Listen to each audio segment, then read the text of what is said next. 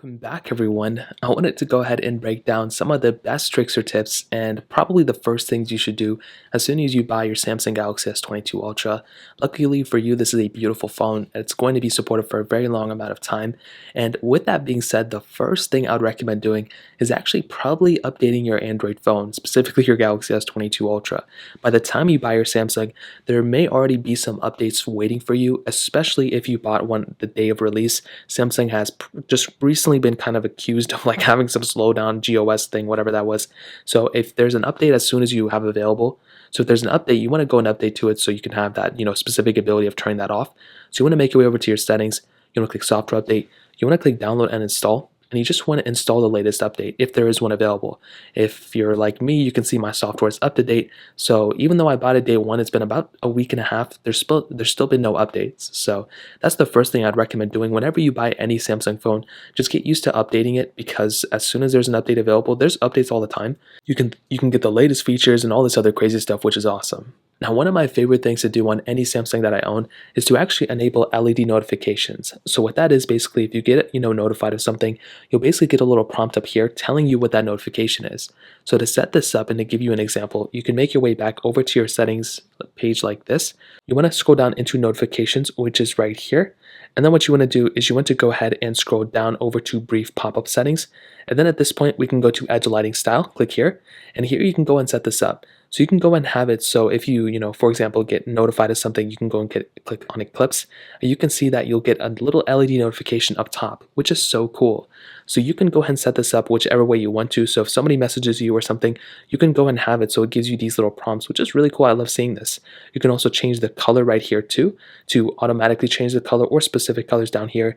You can click on advanced and you can change the transparency, the duration, all sorts of things here, which is so awesome. So you have that capability too here, which is really cool. And again, like I mentioned before, I love having this capability, and changing it up is really awesome. So you can click done and that'll go ahead and be set up there too, which is so cool. Now within settings and within our display options, we actually have the ability of turning on dark mode. Now with an AMOLED display like this one is, you have the capability of actually going through and saving a little bit of battery life with every pixel that's turned off. So we can go back into our settings, click display, and turn on dark mode right here. And it'll go ahead and change the whole entire UI to dark mode. So if you're scrolling through, if you open up messages, it's dark mode. If you open up phone, it's dark mode. So everything is dark mode all across the board, which is so cool.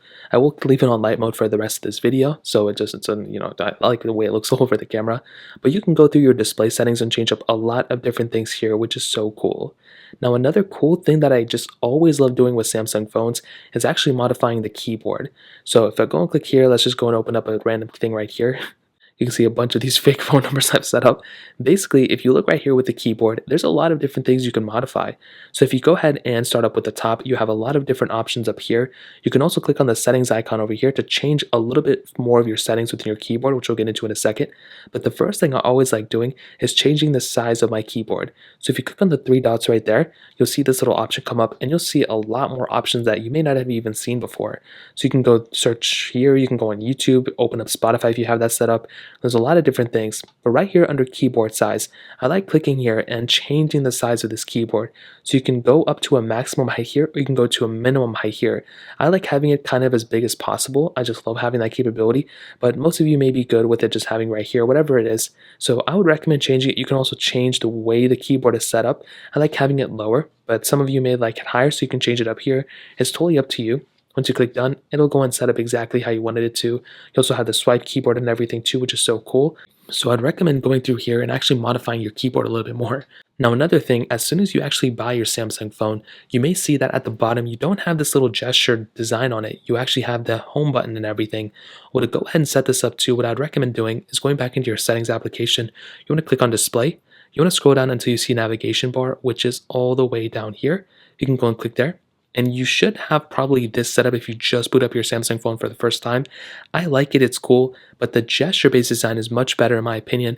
Not only does it kind of resist the burn-in, you may get a little bit of burn-in on this little thing, but this is the way of the future, and it gives you more screen real estate too.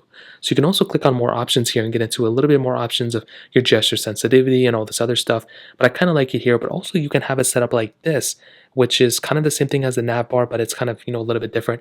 I prefer it this way because that's kind of universal for pretty much all the phones across the board. And that is pretty much the gesture-based design. Now another thing is remapping the side button right here. So what we can do is we can make our way over to our settings application like this, and what we can do is we can click here and we can type in side button. So we can just search for side, and typically the side key should come up under advanced features. We can click here and we can go and click on side key here, and we can actually change our side button right here, which is so cool. We can change it to an open an app, and we can change it to power off menu, which is what I'd recommend doing. So when you go and click on that side button here, now it doesn't only boot up the Bixby button, it now loads up this thing, which is so awesome. Now I would probably recommend doing that. That's one of my favorite things to do. Now that's just that, right? Now let's go and talk about the S Pen. So if you don't know, which would be surprising, our S22 Ultra actually has a stylus built in. So if we go and click here, you'll see this little stylus thing pops out, and we can go ahead and pull our stylus out of our phone like this. Now when you do that for the first time, you may get some prompts here and there, but once you close out of the prompts, it's pretty much go time. So you can go ahead and use your stylus as you normally would. You may see this little stylus icon here or somewhere else on your display. You can go and click on it, and just like so, and you'll get prompted into this panel or a different panel that loads up in the middle. And here are your, basically are your shortcuts. So you can go ahead and go through and see each individual shortcut, which you may like. But one thing I like doing is clicking on the settings button at the bottom corner, and you will see all of these different little settings that you can go ahead and tinker around with. And if you have an S Pen, this is one of my favorite things for sure. Now what I would recommend doing is scrolling through each one and actually just kind of monitoring which specific things you like and which specific things you don't like. Personally, I like turning sounds and vibrations off. I just don't really like it. However, if we go to Air Actions, which is right here, you will see that you'll be able to modify a ton of different things. You'll be able to see your battery life here, but you'll be able to see that you can modify a ton of different things right here.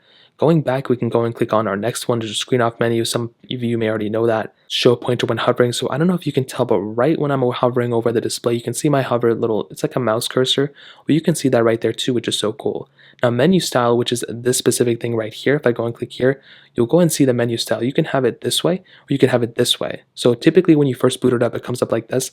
I actually like the compact menu for sure, just because it's kind of more on the side, and I actually prefer it this way. So that's what I would recommend doing here. You can go and grab it to the back right there.